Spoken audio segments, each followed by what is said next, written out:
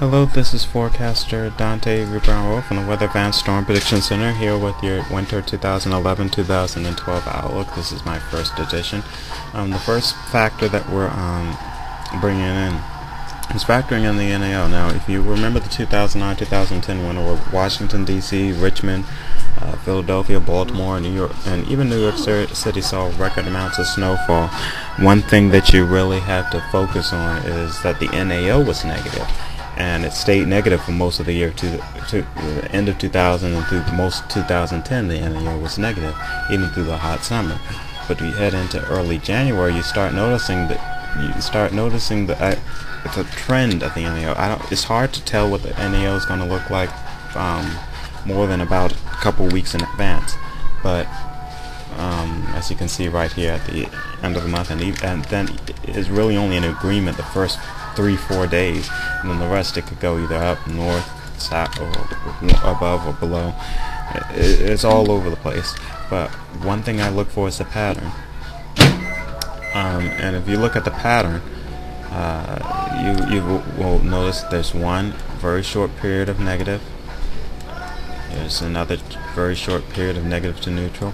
We have a little bit more of extended period right here, but it's still not that long. It's maybe about maybe about 10 days, and then we can see that around May 3rd it went negative, but then it's expected to get back up to neutral positive. So this is a very short period, and then it gets back above, it gets right above right back above into the positive range. But one thing I want to point out though is look at all this time right here, and these periods of times, and these longer periods of time where the NAO is positive. And the NAO is positive, usually that means less snow on the coastline, such as big cities, and it usually means that farther to the west, such as central Pennsylvania, into the Appalachian Mountains, will get the snow. And that's what we saw in areas of January and February, more mixed and icy situations, and with a little bit of snow in the mid-Atlantic states. As you head off to the north and the west, you ended up seeing a little bit more snow, but central Pennsylvania was in sort of the snow dome, so where there was really a lot of areas where there were no snow. Even DC was in that area this year. So what will this area, well, let's first discuss what I think this will happen with the NAO and the La Nina currently, because when you look at the pattern, what I see is that we may have seen the end of a negative NAO we saw during the winter of 2009-2010. It persisted through most of the summer and late parts of 2010 and early 2011. So where it stayed negative for several months at a time, and then popped positive for short periods of time, but predominantly was negative. Now we're seeing that flip, where we have more of a positive NAO and more the occasional bumping of negative NAO. So I think we're now seeing more of an occasional bump negative and a more extended period positive. Now these are the region by region forecast. Northeast, May 9th, I'll make your video. May 14th for the Mid-Atlantic, Southeast is the 21st. Great Lakes in the Midwest, 22nd and 23rd. West and Pacific Northwest, May 24th. But if you look on the bottom of the page, at the page, I got your areas already underlined for what I expect to happen. But I'll go into a little bit more detail in your personal videos. With the La Nina, currently what I expect is that the National Weather Service has I read a report on the National Weather Service, from the National Weather Service, and they were pointing out that it looks like the La Nina is weakening, and it probably by mid-June will be neutral. So the models really are indicating that that might be the case. But when it turns neutral, it's really up in the air to see what we'll have, whether we'll have a weak La Nina or a weak El Nino. Right now, probably more to weak El Nino and neutral, but it can have either weak El Nino or weak La Nina. In between those two periods, it can even be neutral. But here's what I'm expecting: nationwide, cold and snowy as you head along the areas of Minneapolis, Chicago, Detroit, Indianapolis, Minneapolis, Chicago, and Indianapolis, Detroit, and even Cleveland, Ohio, up here.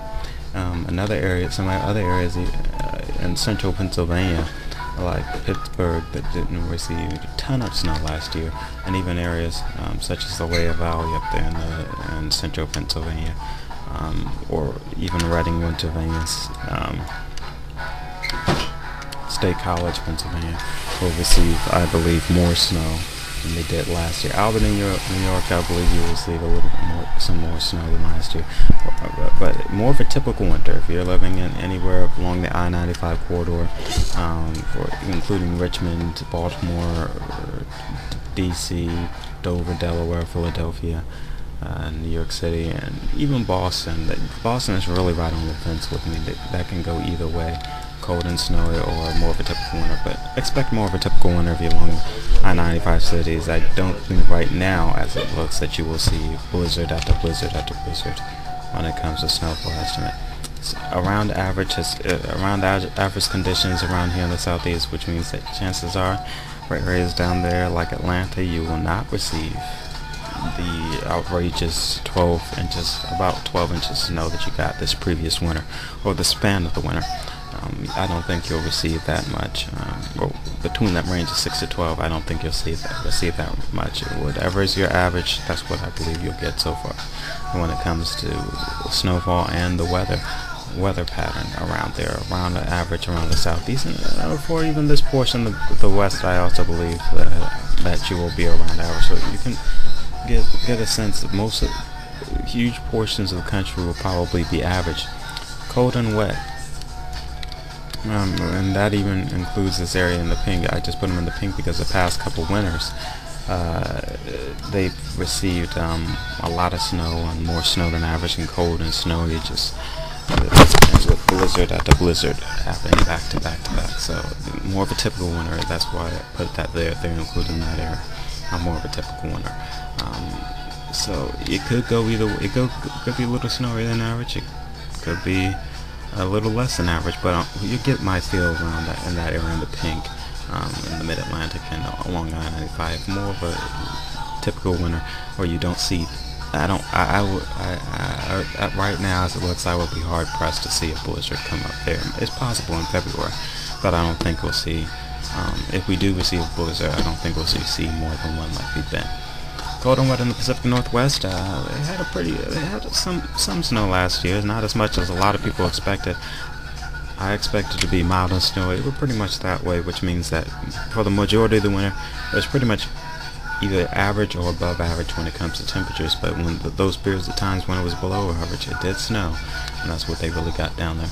I'm expecting it to be more cold and wet, and possibly more snow than average up there as well. Warmer and drier than average, and we're already seeing that down here in areas of Texas and Oklahoma where there's drought watches, not drought watches, but droughts currently going on, and fire weather advisories and stuff like that. Red flag warnings have gone out in areas of Texas and Oklahoma, and even New Mexico and Arizona at times. So you're already seeing that warmer and drier than average pattern here in the areas of Texas, Oklahoma, New Mexico, Arizona. And now here's the interesting thing, because a lot of areas, even over here and between this area, have been receiving a lot of rain, too much rain. And over here you're receiving not enough rain. And over here we've been receiving some pretty good areas of rain.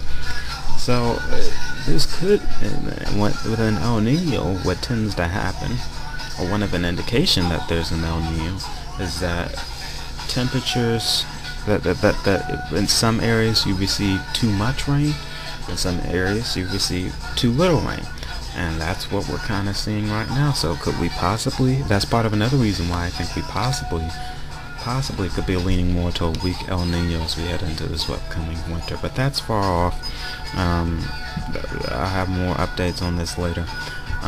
But this is your winter outlook for winter 2011-2012, the first edition.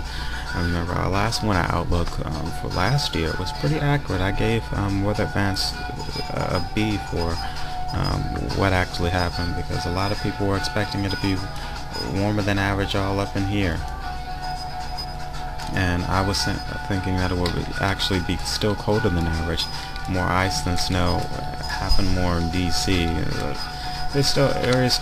There were some things we got wrong, and there was some, but more things we got right than wrong. So we'll have another update. You'll have to go on the weatherfans.com website and look for the further information on the when our updates are coming out. Look on the home page and you will see that the post that links to the upcoming dates, and also check out the complete winter forecast yourself and look under your region to see what I think locally you guys will see. So this is forecaster Dante Brown from the Weatherman Storm Distance Center, and we hope you enjoy this winter outlook, and hope you have a very productive end of the spring and early summer.